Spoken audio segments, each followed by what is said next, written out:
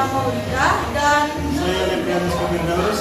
dalam acara RRTV membahas berita aktual dan terpercaya. Berita terkini, belakangan kita sering merasa lebih panas dibanding dulu tanpa menyadari bahwa itu adalah akibat dalam permasalahan global.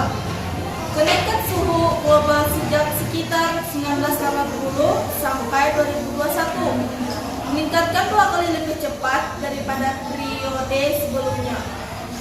Menurut Kepala BMKG Dwi Kotarita pada 26 Agustus 2021, saat ini kenaikan suhu udara di Indonesia dinilai sudah membuat iklim di Indonesia tidak karuan, di mana kenaikan suhu udara juga bisa mengakibatkan cuaca ekstrim dengan intensitas yang semakin meningkat, durasi yang semakin panjang dan frekuensinya yang semakin sering. Kalau tidak ada mitigasi yang tepat, menurutnya pada tahun 2100 kenaikan suhu udara di Indonesia akan mencapai 3 derajat Celcius. Baiklah, kita akan mendengarkan pendapat dari narasumber yang telah mengundang. Silakan Anu. Baik pemirsa, kenaikan konsentrasi karbon dioksida dunia sejak tahun 2010 kali lebih tinggi dibandingkan kenaikan selama 8.000 tahun lalu, di mana kenaikan karbon dioksida sebanding dengan kenaikan jumlah suhu sehingga pada 12 Desember 2015 ditandatangani Paris Agreement oleh 197 negara, hampir seluruh negara di dunia. Untuk menahan kenaikan suhu dunia di bawah derajat Celcius, jika memungkinkan 1,5 derajat Celcius dibandingkan angka sebelum masa revolusi industri. Baiklah pemirsa, saya akan menanyakan salah satu orang di sekitar bagaimanakah tanggapan mereka tentang pemanasan global saat ini. Halo. Halo, permisi Bapak, saya ingin menanyakan pendapat Bapak mengenai pemanasan global saat ini. Baiklah, menurut Bapak, apa saja yang dapat meningkatkan pemanasan global?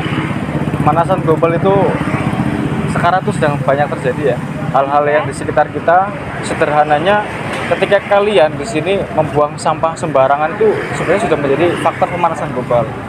Selain itu, yang paling sering kita lihat sehari-hari adalah cara membakar sampah ya. Cara pengelolaan sampah yang tidak baik seperti membakar itu merupakan bagian dari upaya peningkatan polusi. Nah, pada akhirnya nanti akan menjadi pemanasan global. Jadi intinya adalah segala hal yang berkaitan dengan lingkungan tapi berkaitan dengan udara yang dia merupakan hal yang buruk pada akhirnya akan menjadi pemicu untuk pemanasan global. Nah, lalu apa yang akan terjadi jika pemanasan global terus berlanjut tanpa kontrol? Sekarang gampangnya gini deh. Kondisi sekarang di dunia, kota-kota besar itu sudah mengalami penurunan muka air laut karena meningkatnya penurunan daratan dan diselingi dengan peningkatan muka air laut nih. Nah, kenapa? Karena pemanasan global, artinya es yang ditutup mencair, sehingga peningkatan jumlah air itu akan menenggelamkan beberapa kota-kota besar di wilayah Indonesia. Nah, salah satu contohnya adalah Jakarta nih, gitu kan.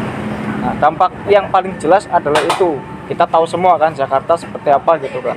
Kalau tenggelam, sekarang kenaikan muka air laut sudah sampai menuju dekat dengan Istana Negara, kurang lebih sekitar 3-4 km dari pinggir pantai. Nah, lebih itu dampak paling nyata.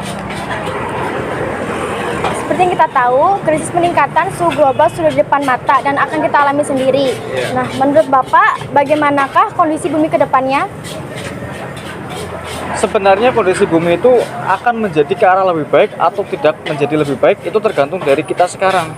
Kalau kita sekarang sadar dan kemudian melakukan perubahan, saya optimis bahwa pemanasan global ini akan dapat ditekan. Bahkan kita bisa menjadi zero ya, artinya semakin turun sehingga tidak akan terjadi lagi pemanasan global.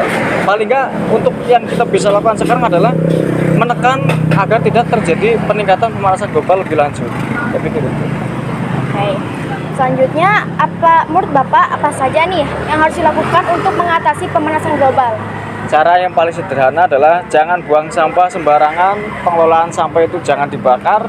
Kemudian kita menggunakan produk-produk yang ramah lingkungan. Minimalisir penggunaan AC, jangan merokok. Nah, itu yang paling penting karena asap rokok itu bisa menimbulkan ini ya, polusi ya. Karbon monoksidanya juga. Kurangi penggunaan atau pemakaian kendaraan pribadi, kalau bisa kendaraan umum. Kalau di Muara Tewe berarti kita kalau bisa bersepeda. Mari kita gerakan bersepeda bersama. Ini yang terakhir Pak, menurut Bapak bagaimana cara menghemat listrik di rumah untuk mengurangi pemanasan global? Nah, itu ya. Sekarang apalagi di Muara Tewe nih panas kan. Iya. Orang berebut-rebut pengen membeli AC gitu kan. Sebaiknya listrik itu dikurangin sih. Misal pemakaiannya dari pagi nih kalau misalnya pada berangkat ke sekolah, berangkat kerja, ya dimatiin.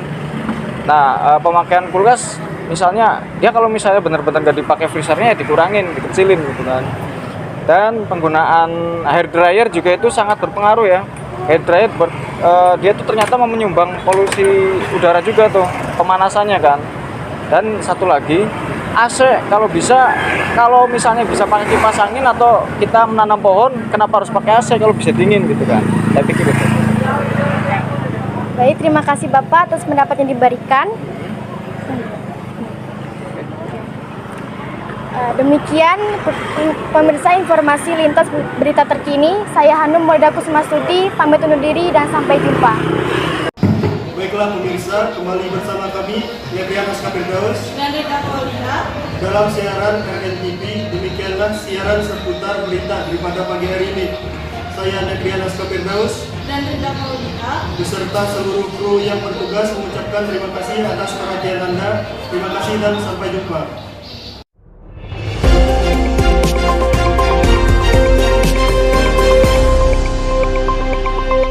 Audio Jungle.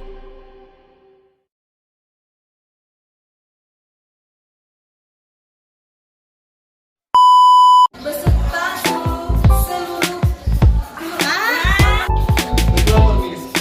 Baiklah pemirsa. Ini disponsori oleh Bento Katsu. Berita ini disponsori oleh Bento Katsu. Di Jam Pramuka, jangan lupa beli ya. Dan guys, jangan lupa like, comment, dan subscribe channel ini ya. Sampai jumpa.